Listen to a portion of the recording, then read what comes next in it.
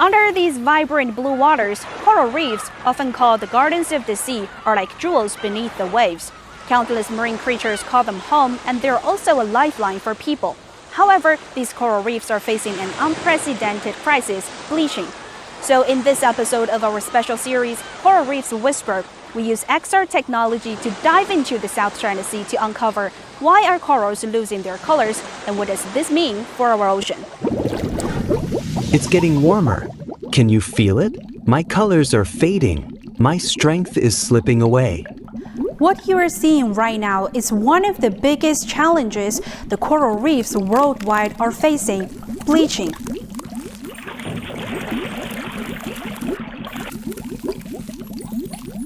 But first, let's find out where their brilliant colors come from. The coral skeleton, like the one I'm holding, is actually white. Those beautiful colors we see mostly come from tiny algae called zooxanthellae that live inside the coral. When seawater gets too warm for too long, that's when mass bleaching happens. When temperature rises, corals expel algae, and that's why they turn white. But bleaching doesn't mean death, at least not right away. As my colors fade, I'm struggling to survive. Without the algae, I can't make the energy I need. If the waters stay warm for too long, I might not make it.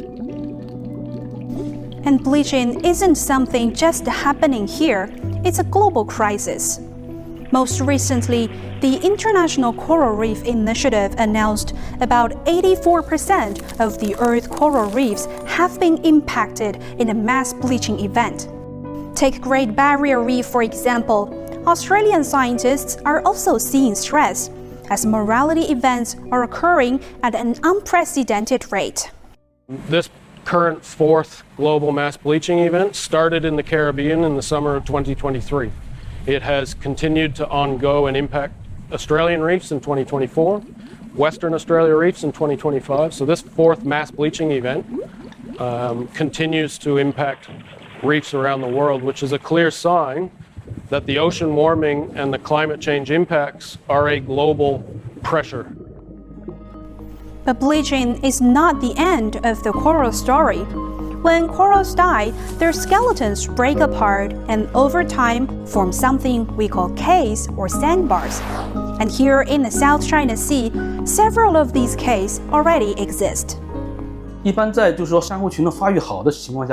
When coral reefs are healthy, they produce very little rubble, so there's not much material to move. But when many corals die, broken fragments pile up, and waves and monsoons can carry them ashore.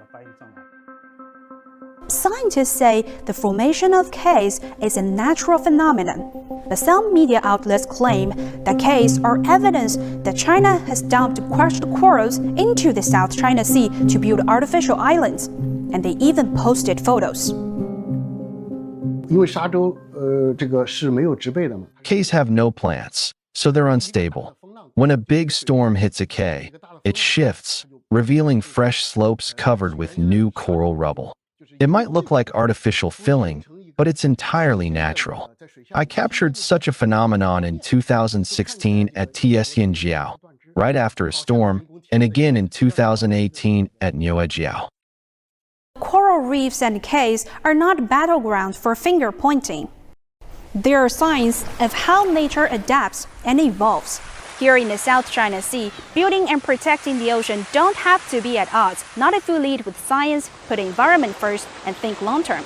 So this is a bleached coral simulation. Its colors are gone. If you see this on the real seabed, it could still be alive. And if you want to see it thrive again, that's something we can only achieve together.